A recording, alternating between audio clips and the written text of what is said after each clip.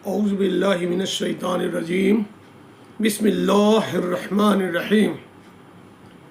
میرے بھائیوں، میرے دوستوں، بزرگوں، میرے بھائیوں، بہنوں، بیٹوں اور بیٹیوں، جیسا کہ آپ لوگ اچھی طریقے سے جان رہے ہیں کہ رمضان المبارک کا مہینہ چل رہا ہے، الحمدللہ ثم الحمدللہ، اور اب ہم لوگ دوسرے عصرے میں داخل ہو چکے ہیں۔ لہٰذا دنیا کے متعلق میں نے غالباً 3 پارٹ بھیجا۔ دنیا کسے کہتے ہیں قرآن حدیث کے مطابق، پارٹ 1 حصہ 1، پارٹ 2، پارٹ 3۔ آج جو ہم ریکارڈ کر رہے ہیں یہ دنیا پارٹ 4 ہے، چوتھا۔ دنیا کے متعلق قرآن حدیث میں ہزاروں باتیں، آیات، قرآن کے سینکڑوں آیت موجود ہے، اور حدیث میں ہزاروں حدیثیں موجود ہیں۔ وہ دنیا اور آخرت کی کیا حقیقت ہے اللہ کے نگاہ میں، قرآن میں، حدیث میں، یا اسلام مذہب کے متعلق۔ دنیا بہت ہی حقیر اور بے معنی بات ہے قرآن حدیث کے مجموعے کے مطابق اگر آپ جائیں۔ لہٰذا اگر ایپیسوڈ ویڈیو بنایا جائے تو 1000 ویڈیو بن جائے گا۔ ایپیسوڈ اور ویڈیو بنایا جائے تو ہزاروں بنیں گے، لیکن میں صرف 5 بناؤں گا۔ لہٰذا دنیا پارٹ 1 پہلے جا چکا ہے، دنیا پارٹ 2 بعد میں گیا، اس کے بعد دنیا پارٹ 3 اس کے بعد گیا، آج دنیا پارٹ 4 ہے۔ اس کے بعد ایک اور ریکارڈنگ کروں گا انشاءاللہ۔ دنیا کے متعلق، دنیا دل لگانے کی جگہ ہے ہی نہیں۔ دنیا تو صرف اور صرف امتحان کی جگہ ہے۔ دنیا دل لگانے کی جگہ نہیں ہے، راحت کی جگہ نہیں ہے، سکون کی جگہ نہیں ہے۔ دنیا صرف 2 باتیں کہہ سکتے ہیں، ایک تو دار الآخرت ہے، آخرت کا دروازہ اور کھیتی یہیں دنیا سے شروع ہوگی۔ جیسی کرنی ویسی بھرنی، نہ مانے تو کر کے دیکھ، جنت بھی ہے جہنم بھی ہے، نہ مانے تو مر کے دیکھ۔ تو دنیا دار الآخرت ہے ایک بات، اور دنیا چلتے چلتے ہم مسافر کچھ دن کے لیے، کچھ سال کے لیے، 50 سال کے لیے، 100 سال کے لیے ٹھہرے ہوئے ہیں۔ تو دنیا مسافر خانہ ہے، دنیا مسافر خانہ ہے، اور دنیا دار الآخرت ہے۔ یہی 2 بات اگر ہم کو آپ کو سمجھ میں آ جائے تو انشاءاللہ شریعت اسلام پہ چلنا آسان ہو جائے گا۔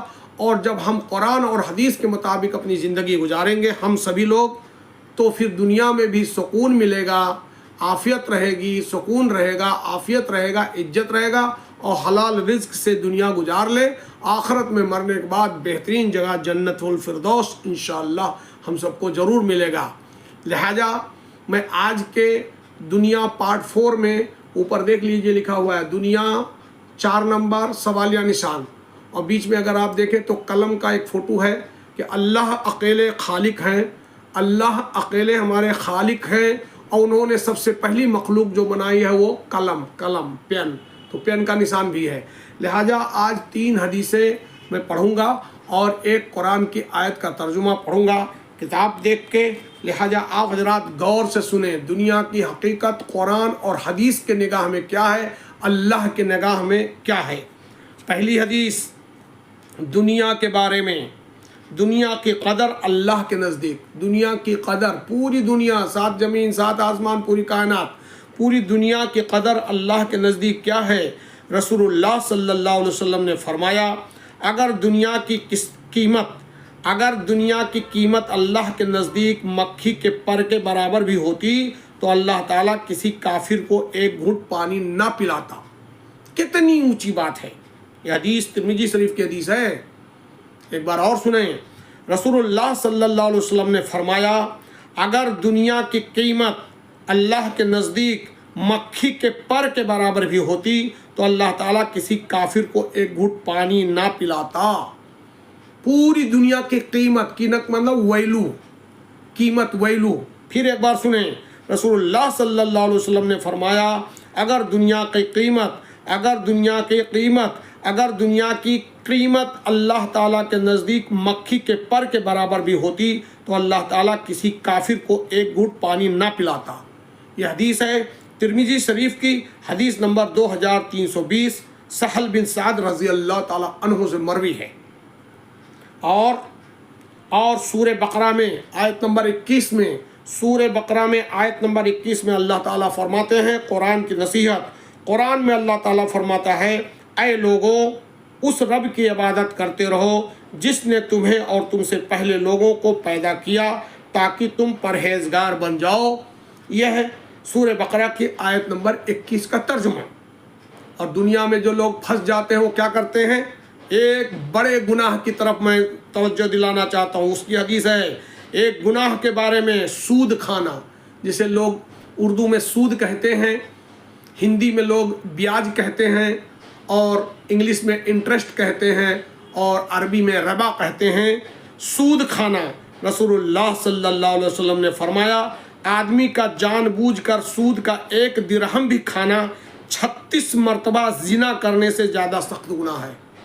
फिर सुनिए, रसूलुल्लाह सल्लल्लाहु अलैहि वसल्लम ने फरमाया आदमी का जानबूझकर सूद का 1 दिरहम भी खाना 36 मरतबा जिना माने बलात्कार, 36 मरतबा जिना करने से ज़्यादा सख्त है।